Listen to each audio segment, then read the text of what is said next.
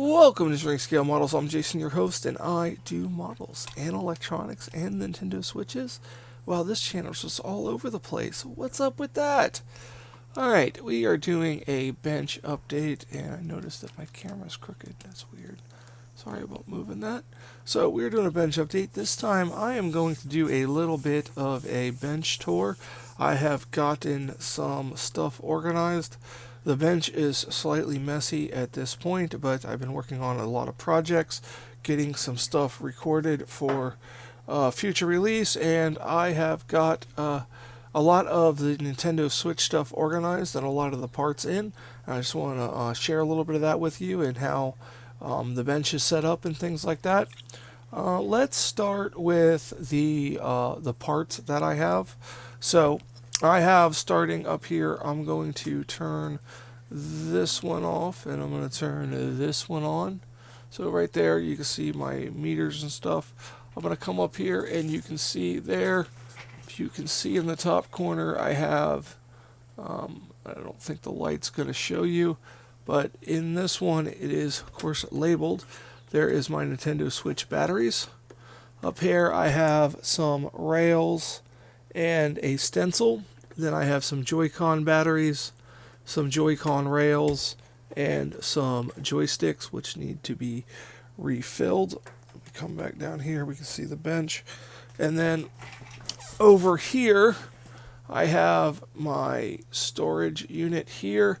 I have a case for the broken Joy-Cons to be fixed, and then fixed working Joy-Cons. Then I have my Switch is in a case currently because I use it for testing. And then I have a Nintendo Switch cases. Then I have some LCD screens and digitizers, and I'll show you some stuff in there in a second. And then over here on that computer there, where my son's doing his school, I have a dock hooked up to that TV because it has two inputs to test things on the docking. And then over in this area here, I have some super crappy hot tweezers. I have the two switches I'm working on. I have another one I haven't opened yet. And then up here are some books I'll show you that have components in it. I have some component drawers for the traffic light project in my basic electronics series. I have my iFixit toolkit stuck to the side there. And then I have my load, my power supply, 1 meter oscilloscope, a signal generator, and another multimeter. Then I have my flux remover and my alcohol. And I have my drawing tablet in another screen, my Stream Deck. And then up there I have two monitors, this overhead camera, this camera here, and of course the webcam and the microscope. And then I also have up here is my cell phone that I use the thermal imaging camera on. So that is that. Let me kill this webcam here so I can show you some other stuff. Webcam, and you can hear my son laughing in the background. He's watching a video and he thinks it's funny. So that is that. So now let's take a look at what we got in the parts here, in stock on parts. So this is my LCD screens and digitizers, and we'll look at this in a second. I have two digitizers currently, and then I have two screens here, two LCD screens. They're in here, and then these right here are a pack of adhesive strips. These adhesive strips are little foam spacers that go on the screen on the outside here that cushion it in between the screen and the digitizer. You can get a 10-pack of these on eBay. If you guys have any questions on where I get these parts, you can email me. My email's in the description, and I will send you a link to where I got this. A lot of this stuff was on eBay, but I have a order coming from AliExpress with more stuff. Screens and digitizers I get from eBay because I don't want them damaged in shipping. So that is what is in the screen and digitizer. And then I have some cases in here. These are three cases. Just open one of these up so you can see what we have going on here. 3 cases, so back case and then a front case. So I tend to need back cases more than front cases, but these were a good, I think these were $3.30 for the unit. So if I bought 3 of them, so they were $3.38 for buying 3 altogether. Unfortunately, that link is not there anymore because I was going to buy 3 more, but I cannot find that link. I saved it on my parts list. I have I can show you the parts list here. I believe I can show you the parts list. Let's just pull that up. In the meantime, let me show you these component books that I have. These are capacitors because I use them most and I keep them on top. Here is 402 capacitors and 603 capacitors. They're in these books of all the different values. There's 402, super tiny. These have already come in useful. I've already had to use a 603 capacitor out of it, and I have a book of 201 resistors that I need to replace a 201 resistor on a switch. I knocked it off installing an M92 chip, so that's going to be fun. So why didn't that open? Okay, that's just weird.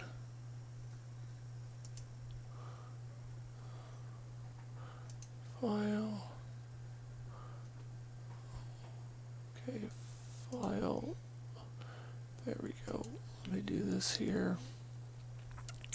And then I'll put it on the screen over here.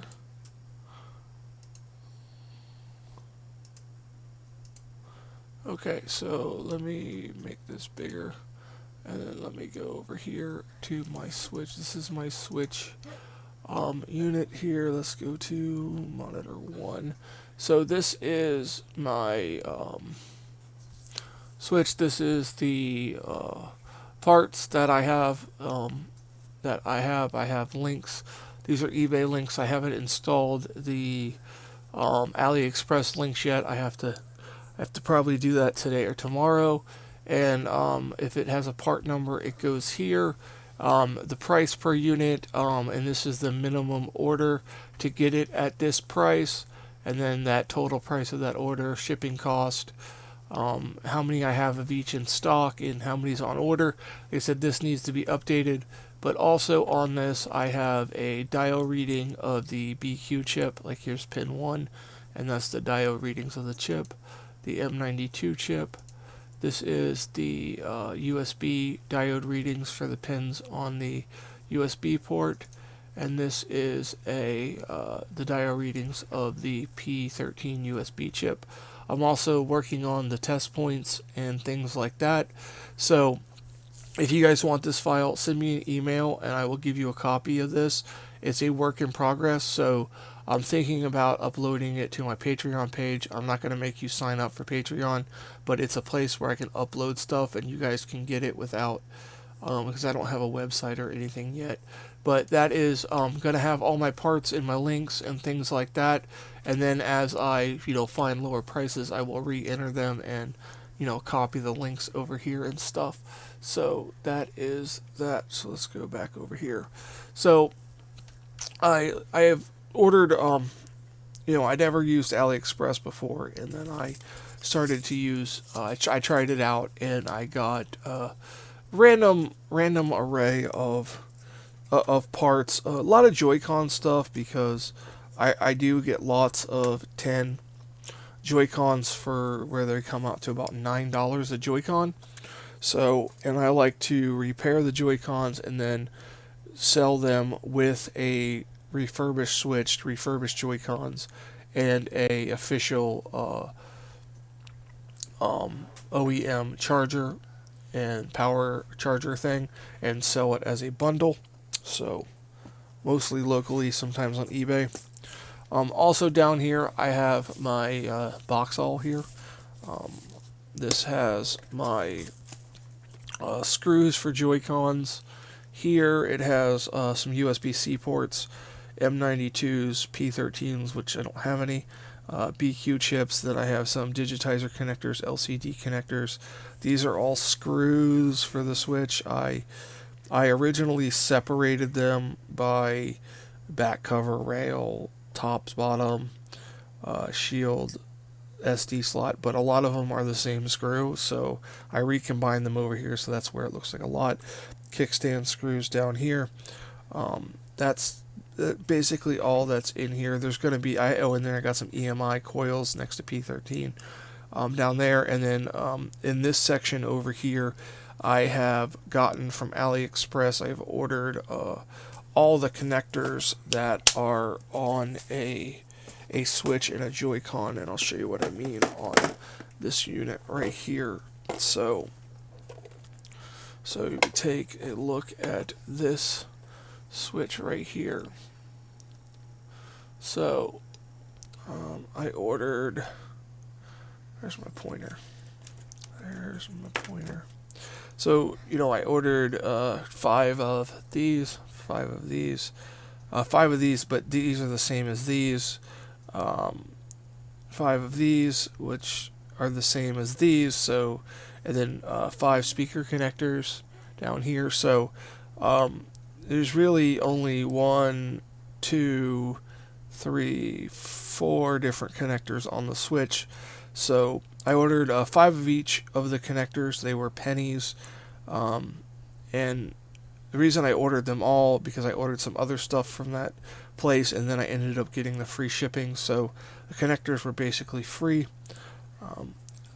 I believe there were some battery connectors. The Lego FTC, FPC connectors, whatever they're called, I have not found. I found these, the SD ones, but I have not found these right here. And with this BGA chip on this side, I would never want to have to replace this connector, because, like I said, there's a BGA chip right here, and if you change this connector, you're most likely going to mess this BGA chip up. So in order to change this connector here, you're going to have to pull this BGA chip or change it and then pull that chip and reball it or reflow it. A little bit out of my comfort zone at this point.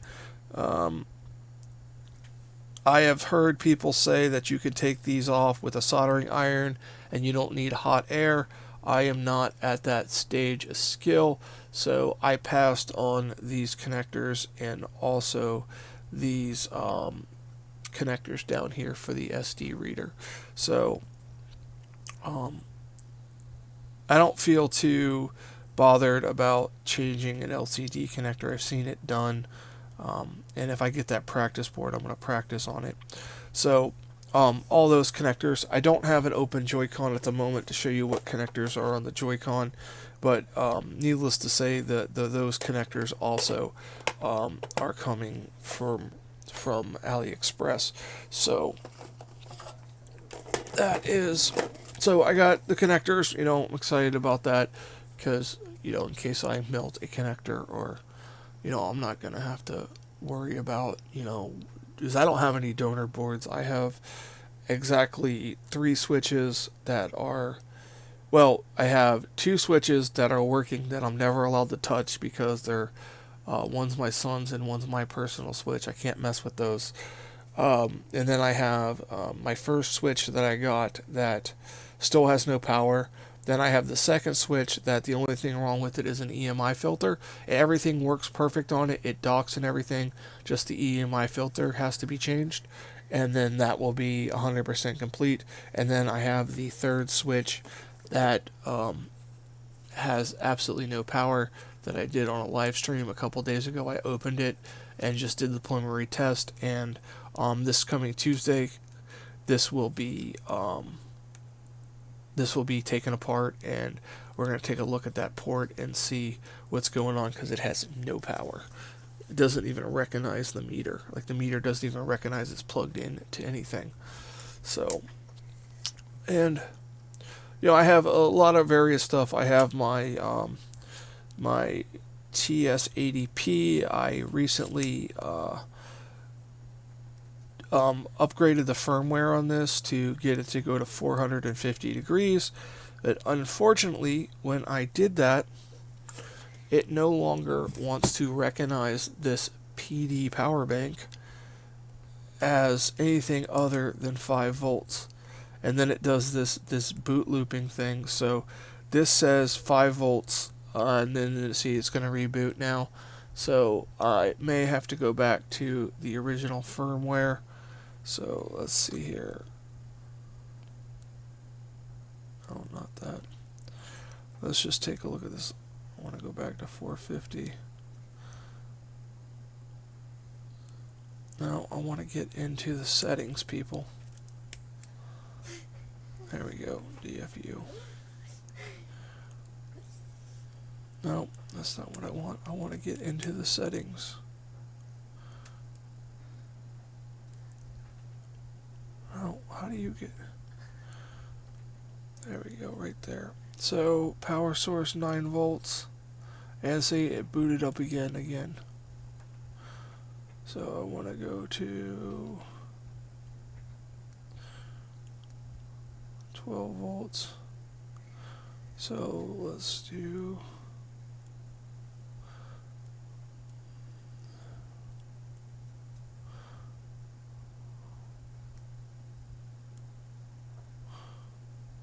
See, it's still saying 5 volts, and it's not. It should be 9 volts coming out of this power bank. So at 5 volts, this thing is taking forever to charge up. So back when I had the original firmware and it would only go to 400 degrees, this recognized this as a 12 volt power bank, and it charged rather quickly. I do have another power bank, and I'll show you here. This power bank up here has USB-C on it, and if I turn it on, it will register this as 12 volts, and it goes a lot faster. But unfortunately, when this see, it's already up there, it's super quick. When this is, that power bank's going to shut off because the load of this is so low. It is not going to be able to, the power bank's going to think nothing's loading it down, and the power bank's going to automatically shut off. So it's great for a little bit, but the power bank wants to shut off all the time.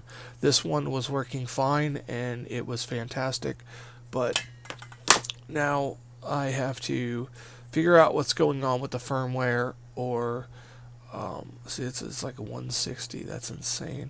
So I'm going to go ahead and turn this off. So yeah, so if I use it on that and I use it quickly, but leaving it on, the power bank shuts off. I could use it to use the plug-in with the adapter, the USB-C adapter, but I don't have an actual AC plug that's close enough for the length of the USB-C rubberized lead that's not going to burn. So the power banks are my option for that. I do have my I want to say I do have my TS100. There it is. My TS100, my Kapton tape. My TS100, I have this little J tip on there. I use this for QFN chips. I do have a menagerie of tips here in my drawer.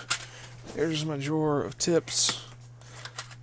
And look, it's not labeled. I did not label this drawer, people. So I have this for the 80, a conical tip. I don't like those. I have this massive tip, bevel tip. Let's see here, what else do I have? I have a little knife tip, another conical tip, a larger knife tip, another one of the chisel tips for the 80.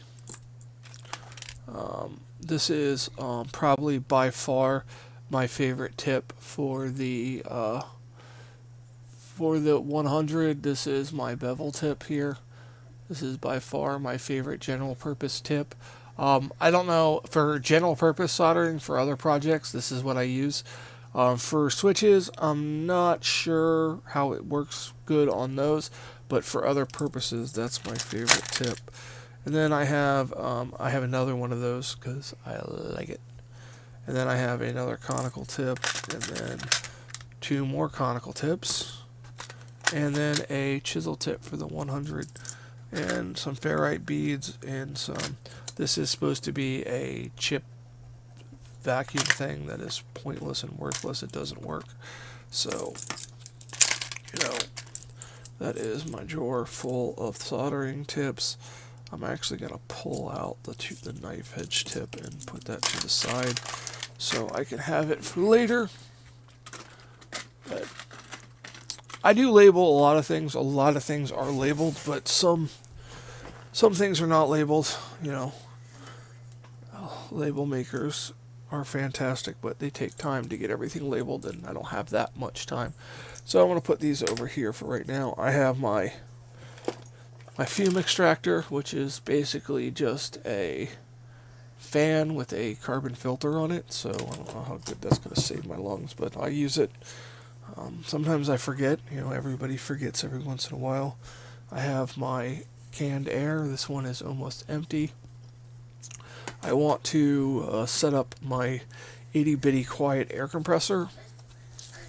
It doesn't have a huge tank on it, and it doesn't have a lot of output, but it'll be good for drying like alcohol and blowing out stuff and things like that. So I'm going to hopefully get that set up underneath the table somewhere, and then have a actual compressor that's pretty quiet that I can use for, instead of going through so much compressed air, because I've only had this can for less than a week, and it's almost empty, and I only have 2 cans left. So compressed air goes quickly. It's expensive. I don't like to buy it. Let's talk about my flux. People like to know about flux. I use Chipquick SMD 291. I did get a tube of Amtex. I'm not sure it's Amtech. I ordered it from a company, and it came in a non-generic syringe. It looks like they sucked up from a bigger container. I wasn't happy about that, but what can you do? But mainly I use the Chipquick, and then I do have some SRA liquid stuff in there.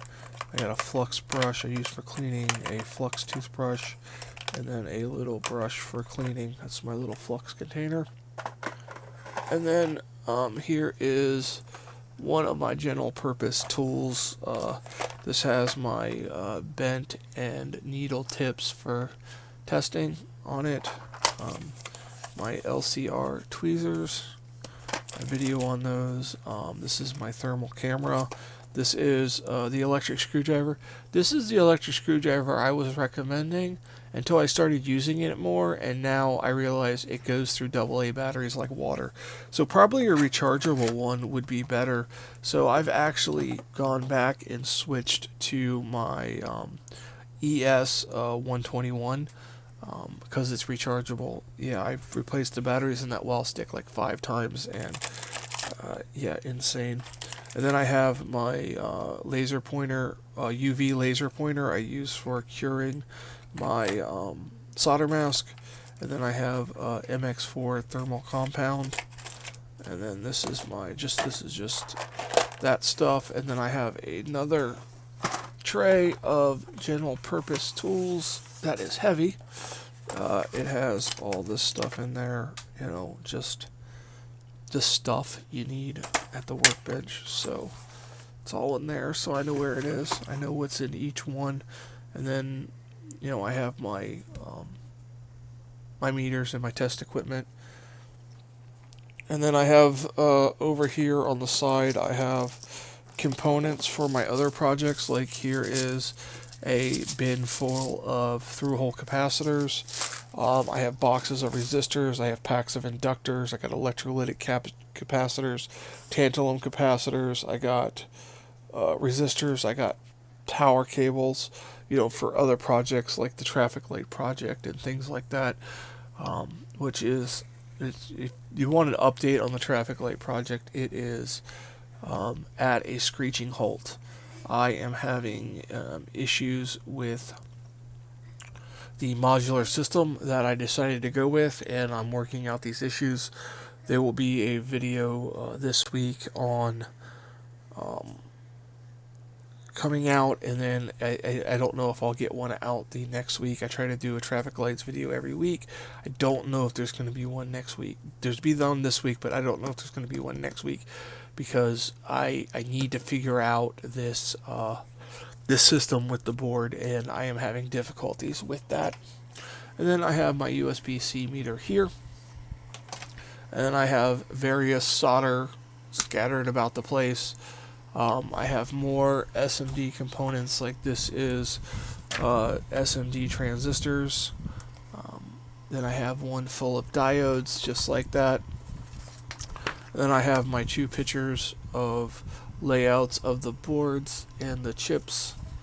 Those 2 pictures that I keep in case I need to identify a chip or something. So, but that is basically it. What's coming up? Like I said, Tuesday there's going to be a live stream of me tearing apart that third switch I got that has no power to the charge port. And then also I have a little something coming tomorrow, Monday, that is going to be pretty interesting. We're going to test it to see how it works. If it works the way that I'm hoping it works, it's going to be fantastic. If it's an epic fail, well, it's going to be a good video, but it's going to be an epic fail on my part, and I'm not going to be happy. So we'll see how that goes. But that is where this is going. And yeah, that's about it. That's a little workbench tour of what's going on. Showed you my little parts layout. I got some more stuff coming from AliExpress. When I get all that stuff in, I might do one big unboxing. Save it all up for unboxing. I might unbox it on streams. I'm not sure how I'm going to go with that. I just did an opening on a stream a few days ago, opening that Switch live and some other stuff. But that's going to do it for this bench update. Here are the links to social media. Here are the links to my Patreon page. Thank you guys so much, and everyone have a fantastic day.